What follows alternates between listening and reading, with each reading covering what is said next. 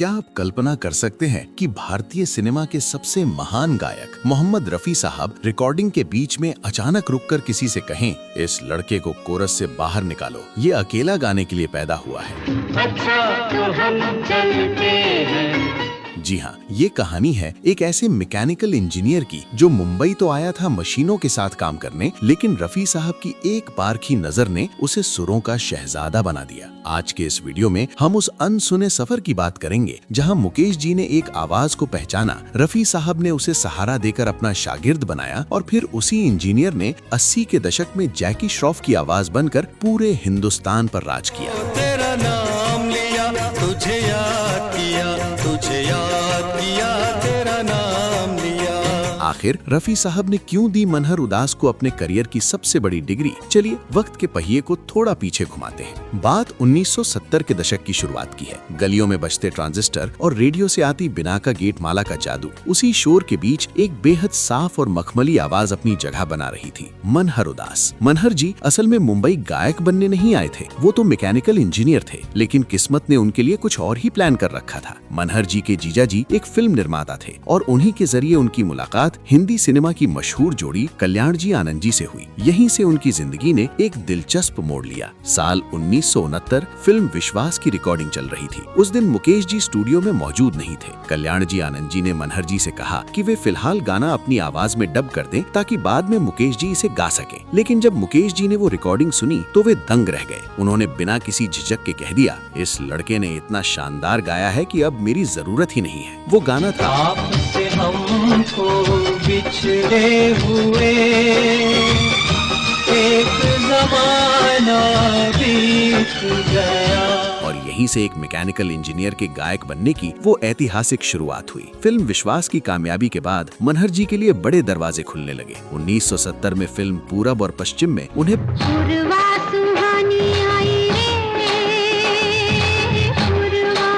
और रघुपति राघव राजा राम पतित पावन सीताराम जैसे सुपरहिट देशभक्ति गीतों में महेंद्र कपूर और लता जी के साथ सुर मिलाने का मौका मिला। फिर 1973 में एस.डी. बर्मन की फिल्म अभिमान का गाना लुटे कोई मन का नगर बन के मेरा उनकी आवाज में हमेशा के लिए अमर हो गया। लेकिन सबसे बड़ा इम्तिहान तब आया जब उन्हें मोहम्मद रफी साहब के साथ गाना था। मनहर जी डरे हुए थे कि रफी साहब के सामने उनकी आवाज कहीं दब न जाए, पर रफी साहब ने उनके कंधे पर हाथ रखा और उन्हें सहज किया। रफी साहब और मनहर उदास की जोड़ी ने भले ही सिर्फ 3 गाने साथ गाए हों, लेकिन वो तीनों ही ऐसे हैं जो मोती की तरह अनमोल माने जाते हैं। इनकी शुरुआत होती है 1970 की फिल्म दीदार से। गाना हुस्न तेरा एक झलकता जाम है, जिसे उषा खन्ना जी ने संगीतबद्ध किया था। रफी साहब की आवाज में जहां एक नशा और ठहराव है, वहीं मनहर उदास का तू है एक मासूम हसीना कहना उस गीत में एक सादगी और मिठास खोल देता है जो सीधे दिल तक पहुंचती है। दूसरा गाना आता है 1972 की फिल्म जय ज्वाला से।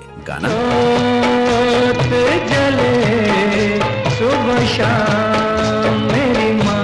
ये सिर्फ एक गीत नहीं बल्कि एक दिव्य प्रार्थना जैसा अनुभव है। जब रफी साहब मेरी माँ पुकारते हैं तो ऐसा लगता है जैसे भक्ति स्वयं स्वर बनकर उतर आई हो। मनहर उदास ने उनके साथ सुर में सुर मिलाकर इस भजन को हमेशा के लिए अमर कर दिया। तीसरा और आखिरी गाना इसी साल आई फिल्म शरारत से।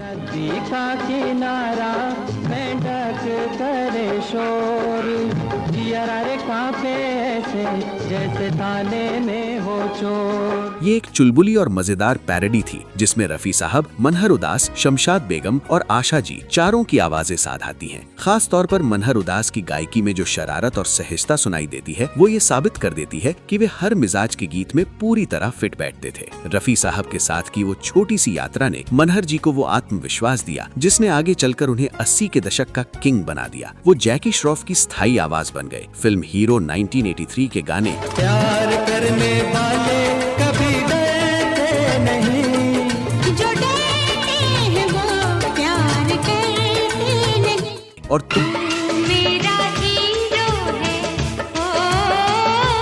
है ने उन्हें हर घर में पहचान दिलाई। इसके बाद तो जैसे हिट गानों की झड़ी लग गई। 1986 में फिल्म नाम में उन्होंने मोहम्मद अजीज के साथ वो मशहूर विदाई गीत गाया। तू कल चला जाएगा तो मैं क्या करूंगा।